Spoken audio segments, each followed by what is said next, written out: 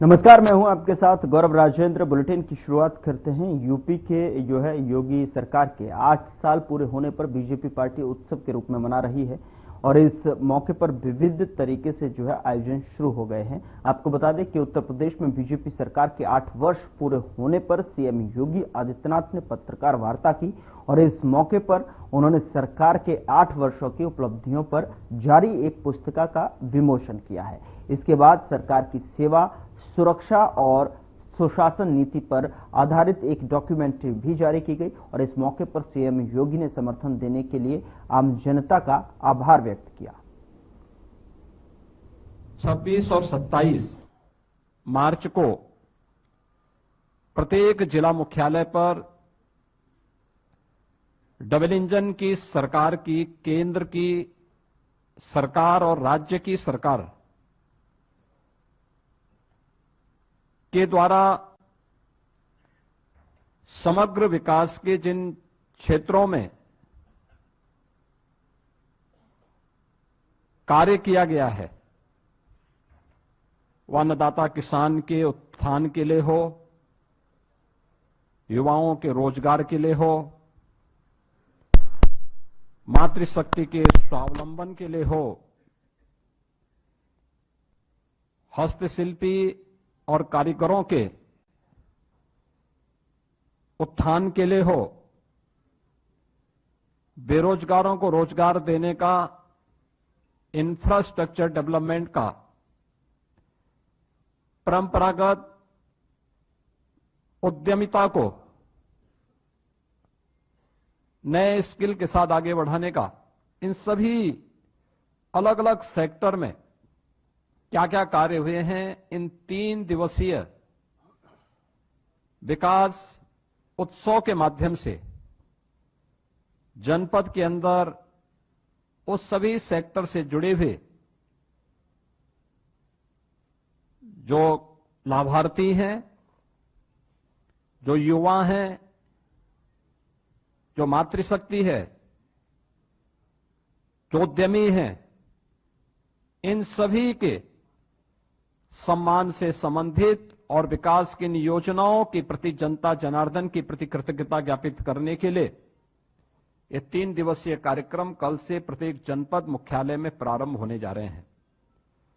और इसीलिए मैंने आज आवश्यक समझा कि अपने सहयोगियों के साथ हम इस संवाद के माध्यम से आपके सामने इन 8 वर्षों की इस यात्रा के बारे में बताएं। आप में से ज्यादातर लोग जानते हैं 8 वर्ष पहले उत्तर प्रदेश की स्थिति क्या थी, उत्तर प्रदेश की पहचान क्या थी,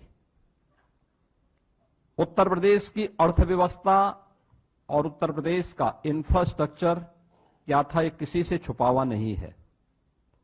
ये वही उत्तर प्रदेश है जिसके सामने पहचान का संकट था। यह वही उत्तर प्रदेश है जहां पर किसान आत्महत्या करता था, युवा पहचान के लिए मोहताज था, बेटी और व्यापारी असुरक्षित थी। यह वही उत्तर प्रदेश है जिसने दंगों के माध्यम से बिगड़ती हुई अपनी अर्थव्यवस्था को देखा है, झेला है। अराजकता के तांडव को किस हद तक अव्यवस्थित क्या कर दिया गया था, इन सभी बातों को उत्तर प्रदेश ने देखा है, झेला है। लेकिन प्रदेश वही, तंत्र वही,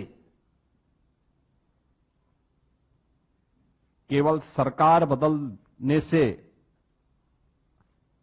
कैसे व्यापक परिवर्तन लाया जा सकता है, यह इन 8 वर्षों में उत्तर प्रदेश की जनता जनार्दन ने महसूस किया होगा, हर तबके के लोगों ने महसूस किया होगा।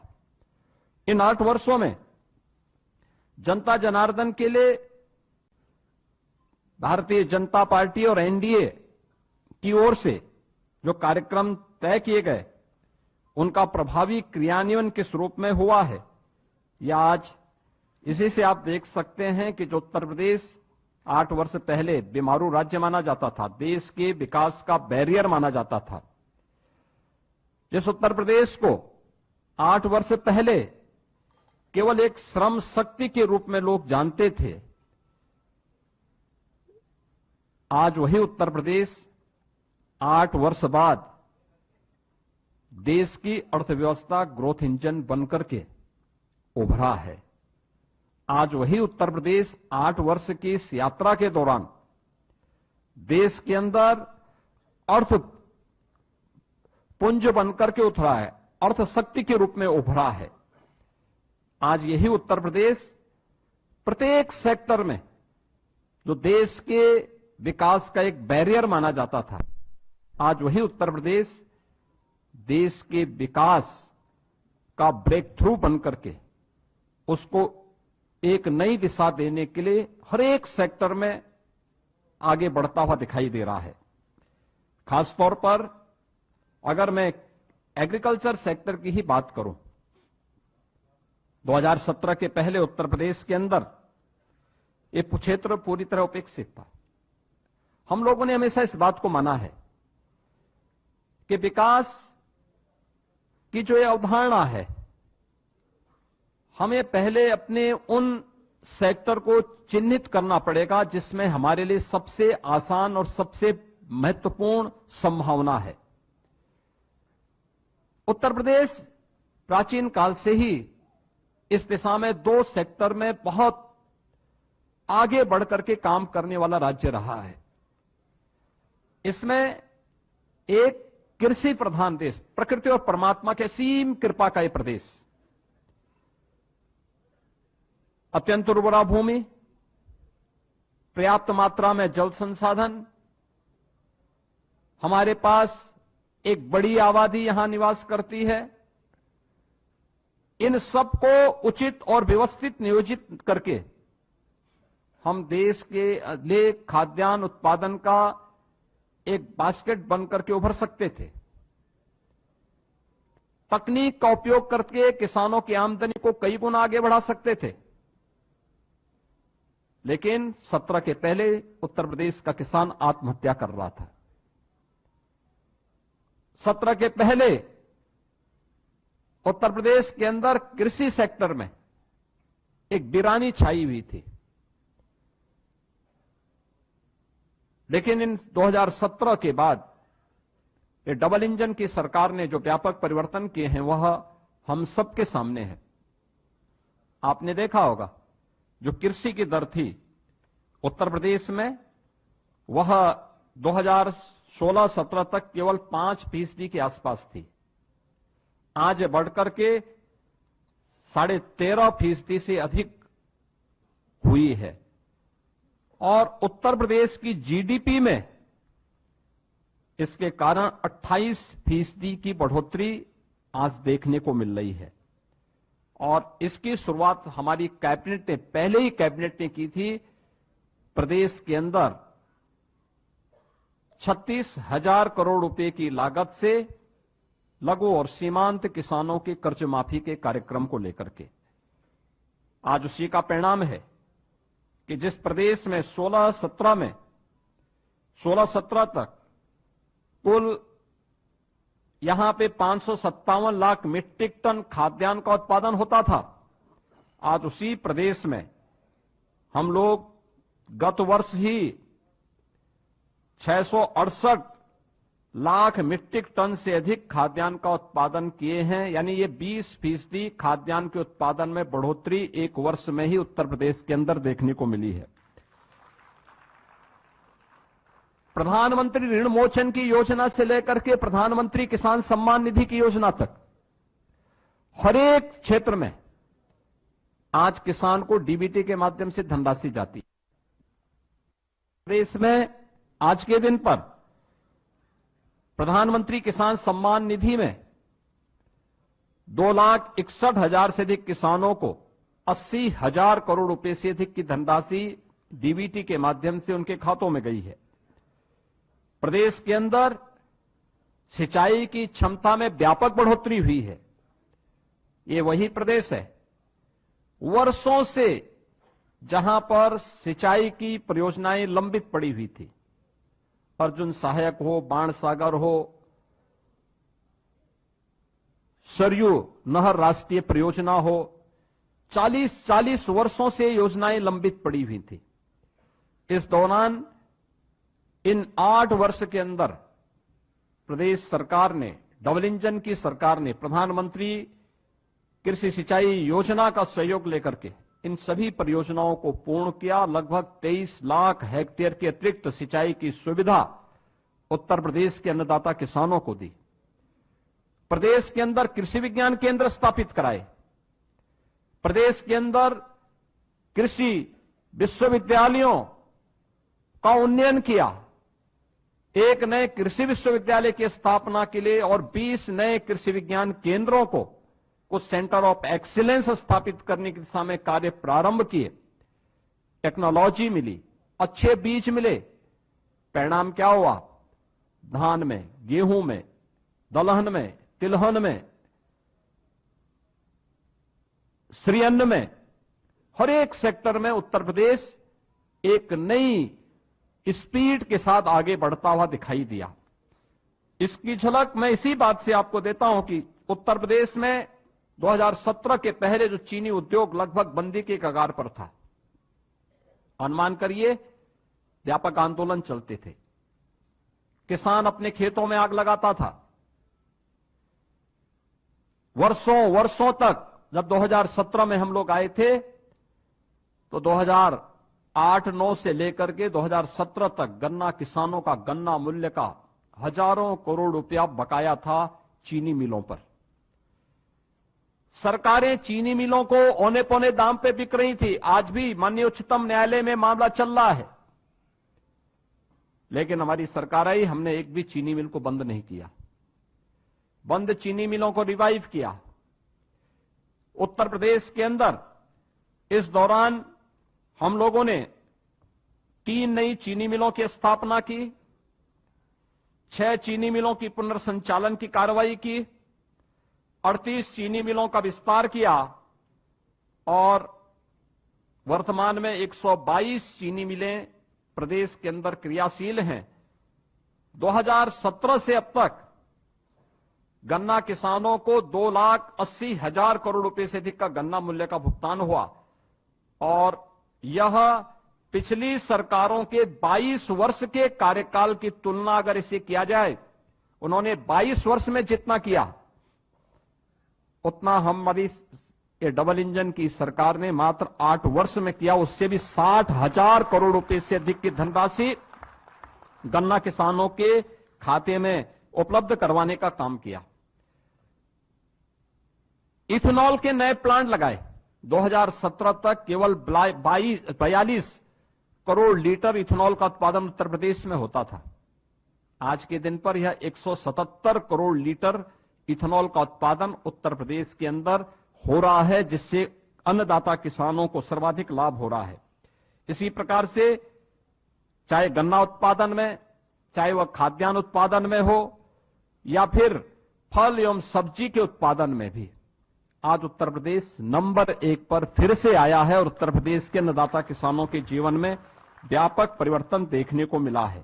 पीएम कुसुम योजना के अंतर्गत सोलर पैनल लगा करके प्रदेश के अंदर लगभग 86,000 अन्नदाता किसानों के जीवन में व्यापक परिवर्तन का काम किया गया।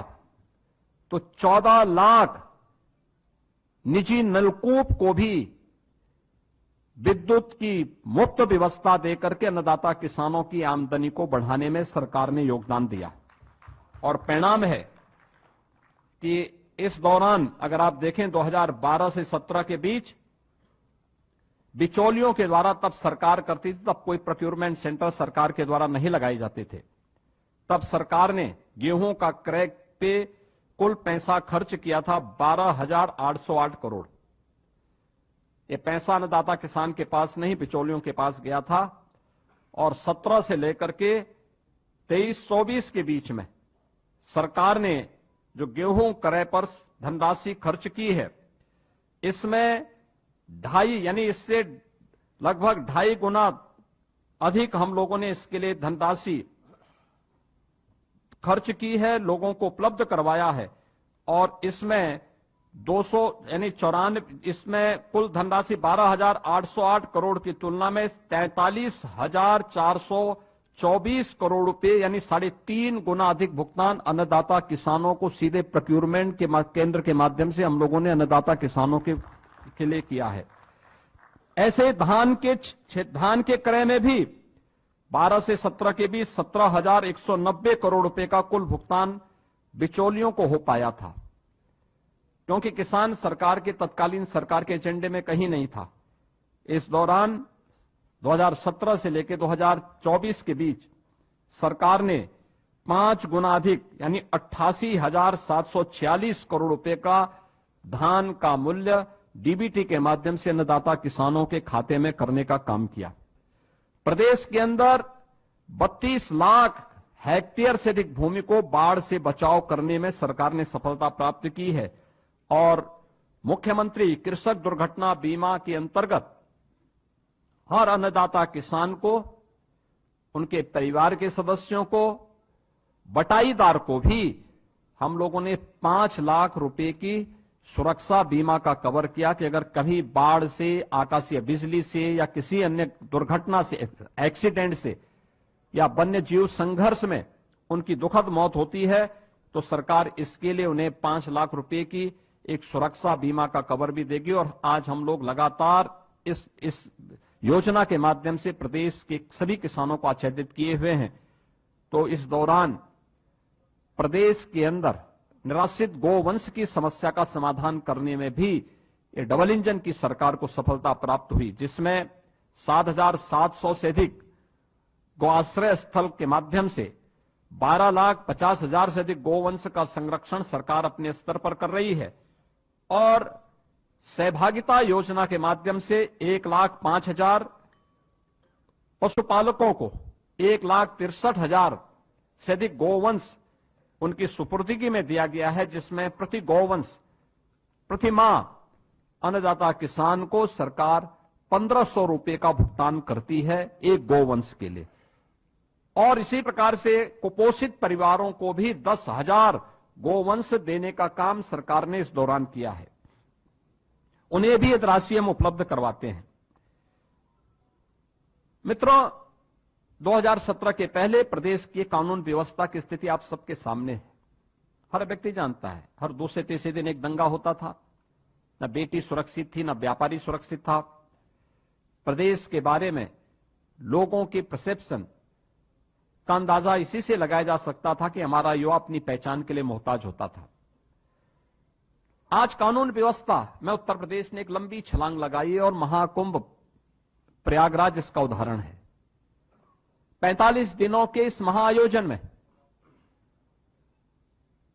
कोई छेड़छाड़ की घटना नहीं, कोई लूटपाट की घटना नहीं, कोई अपहरण की घटना नहीं, कोई भी ऐसी घटना नहीं जिससे आने वाले श्रद्धालुओं को किसी भी प्रकार का कोई असंतोष का भाव पैदा करने का अवसर प्राप्त हुआ हो।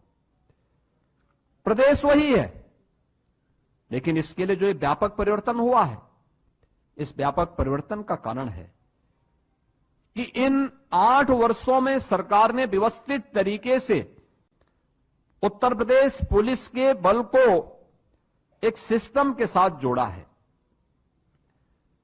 आप अनुमान करिए, अब तक उत्तर प्रदेश पुलिस बल में पिछले 8 वर्ष में, जब 2017 में हम लोग आए थे, 1.5 लाख पुलिस कार्मिकों के पद खाली थे।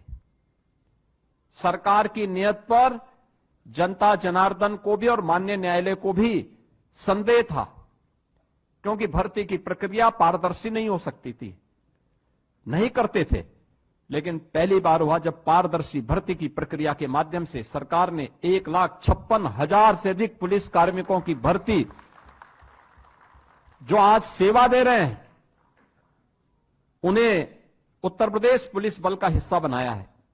और अभी हाल ही में 60,200 से अधिक पुलिस कार्मिकों की नई भर्ती भी संपन्न की है, जिन्हें कुछ ही दिनों के अंदर ट्रेनिंग की प्रक्रिया के साथ जुड़ने का अवसर प्राप्त होगा।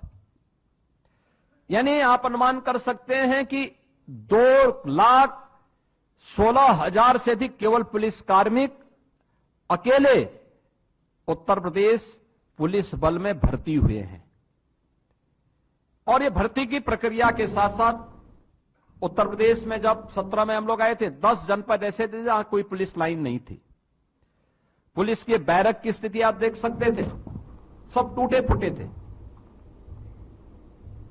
उधर लखनऊ के गोमती नगर स्थित सिटी मॉन्टेसरी स्कूल में जो है प्रथम कैंपस द्वारा डिवाइन एजुकेशन कॉन्फ्रेंस का आयोजन किया गया, जिसमें मुख्य अतिथि के तौर पर यूपी के वित्त मंत्री सुरेश कुमार खन्ना और सीएमएस प्रबंधक प्रोफेसर गीता गांधी ने शिरकत की है। बता दें कि कार्यक्रम का शुभारंभ दीप प्रज्वलित कर किया गया और इस मौके पर सुरेश खन्ना ने कहा कि जीवन मूल्यों पर आधारित शिक्षा ही छात्रों को आगे चलकर समाज का आदर्श नागरिक बनाएगी। और इस मौके पर जो है हमारी ब्यूरो हेड सपना चारण ने वित्त मंत्री सुरेश कुमार खन्ना और गीता गांधी से खास चर्चा की।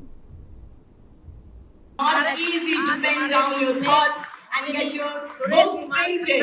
Congratulations to all our authors. The list is endless. ये हमारे बच्चों के लिए आज का रेड लेटर डे है, हिस्टोरिकल डे है कि इतने महान हमारे प्रशंसक गांधी जी को आशीर्वाद देने Next we वाले have Arslan Ahmed, who has won the state level robotics championship, Robo Soccer and Robo Race organized by Sri Ram Swaroop University. और अपना समय Can we have Arslan Ahmed on stage? हमारे बच्चे धन्य हैं और उनकी उपलब्धियां पे आपका ठप्पा लग गया है। बहुत धन्यवाद। Audience, clap for these authors. हमारे भारत देश को, उत्तर प्रदेश को, स्कूल के My इसके बारे God, में the क्या कहना है? line is never ending. उन्होंने They are holding their books. दी है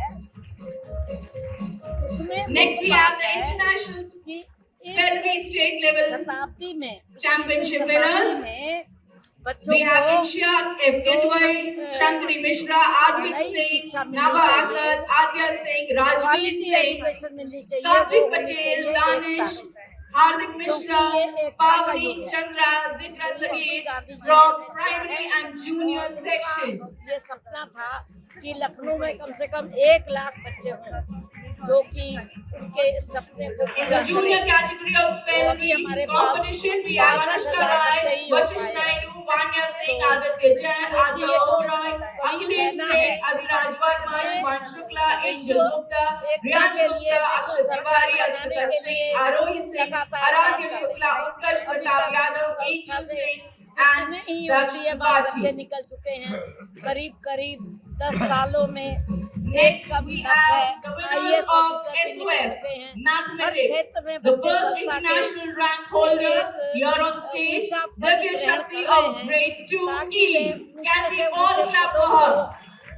Followed by the winner of Global Hackathon, organized by Asia National Finals, सरकार के Manasvi प्रेसिडेंट Pandey. बनेंगे या हमारे मोदी जी को बनाएंगे।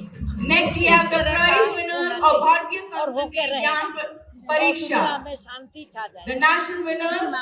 Olympiad NTSC 2024-25. Congratulations to Advik and Yashar. Next we have the Bhaskaracharya Mathematics Talent Competition qualifiers. We'll begin with Shaunak Chaudhary, who has secured the cheer prize and grade O. Congratulations once again, Shaunak. And we have Yashar Singh, Agrim Gupta, Balram Singh Yadav, Mohammad Maiz, Abid, Ananya Kulshresh, Vinayak Agarwal, Gurmeet Singh, Rishansh Agarwal, Samyak, Vani Tandon, Akshat Tripathi, Shiansh Singh, Akshat Kumar and Ahana Srivastav, who has secured grade A in the same competition. Next we have our budding authors. Can we have Abhigyan Dwivedi and Srijal once again? Our budding authors up on stage, followed by numerous authors here, right from primary, juniors. They have written their books. Children, can you stand here? तो विकसित दिल्ली को लेकर जो है जिस तरीके से budget की लेकर अगर बात करें तो बजट 2025 सत्र की शुरुआत दिल्ली विधानसभा परिसर में खीर समारोह के साथ में हुई। विधानसभा परिसर में सीएम रेखा गुप्ता की तरफ से बाबा साहेब डॉक्टर भीमराव अंबेडकर की तस्वीर पर श्रद्धासुमन अर्पित करने के बाद में खीर समारोह की शुरुआत हुई। दिल्ली सरकार की यह अनूठी पहल दिल्ली के इतिहास में पहली बार आयोजित की गई। सीएम रेखा गुप्ता के इस अवसर पर बताया कि आयोजित हमारी भारतीय परंपरा, समृद्धि और को लेकर जो सरकार की जनहितैषी और विकासोन्मुखी दृष्टि को दर्शाती है। इस अवसर पर दिल्ली सरकार के सभी कैबिनेट मंत्री, दिल्ली के विधायक, संबंधित विभागों के अधिकारी लोग उपस्थित रहे। तो उसको लेकर खीर समारोह के को लेकर यहाँ पर सीएम ने बाबा साहेब को श्रद्धांजलि देते हुए खीर समारोह का आयोजन किया गया और दिल्ली बजट सत्र की अनोखी शुरुआत यहाँ पर देखने को मिली और जहाँ पर बजट के हिसाब से यहाँ आज का दिन बेहद ही महत्वपूर्ण बताया गया। फिलहाल आगे बढ़ते हैं। बुलेटिन में मेरे साथ इतना ही। अब वक्त हो चला है डॉक्टर राकेश गुप्ता के साथ हमारे खास कार्यक्रम प्लस माइनस का।